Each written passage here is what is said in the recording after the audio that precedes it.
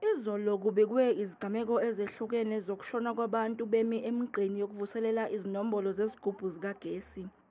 Omunye walabo bantu, owesilisa oneminyaka engama-60 ubudala waseSoweto. Bekayenza lonto le ukuthi i-change to ibizwe i-KRN2.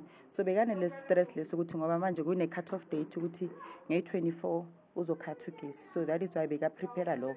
And the reason why ayavuke ekuseni is because besiloke sibona kwezinye indawo nasediphi futhi kuyavukwa laphayana. Abanye asebekwazile ukuvuselela izinombolo bakhala ngokuthi izinombolo zogesi abawuthengile azingeni. Ayikho maka istilili iyalibele yasebenza. Omunye wabantu abahlala eSoweto uthi ubengawukhokheli ugesi ngoba umthetho ungaqinile. Besingakhokhi nje nathi ngendlela yokuba besibona isimo sokuthi akusebenzeki, uyabona nje nesimo ke nje sokuthi phela umthetho awuqinanga. Kusenjalo izakhamuzi sezikhulile ebezikulolu hlaba lihide womuqa esiphingo eningizimu yeTheku zikhale ngempatho njengoba lize lathambama ilanga zisalokhu zimile. Abo nje kumanje nje umlenze ungiphethe kodwa ayikho into engizenza uba manje ekhaya funa ngivuke ngizolungisa indaba logesi.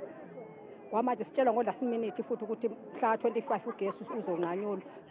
Iqembu iMK Party belihlinzeka ngokudla kubantu. Sinikeza wonke umuntu ukuthi akadle abe right. Siyafisa ukuthi maqhubeka siphinde sikwazi sifaka amagaziphi ihlalo wonke umuntu ahlale phansi komthunzi angashiswa ilanga. Sinogogo lana abane BP abanjani akho ngisho mhlambe siprovide ngamangamo ngeclinic. Izakhamuzi zinethemba lokuthi iEskom izoguqula umqondo malungana nosuku lomnqamula juqu wokuvuselela izigubhu zikagesi. Kepha lokho kubukeka kungeze ukwenzeka njengoba ungqongqoshe wezogesi wakubeka kwacaca ukuthi angeke balulule usuku lomnqamula juqu. It's not extendable. That's the point I want to make. It's a technical issue. We can't extend it. So it's a hard stop. Uma ungayiguqulanga imitha yakho yogesi wekhadi isuka ku-KRN1 iya ku-KRN2, angeke ukwazi ukufaka ugesi othenge esitolo noma online. Umbuzo uthi, ingabe ukwenza kanjani lokhu?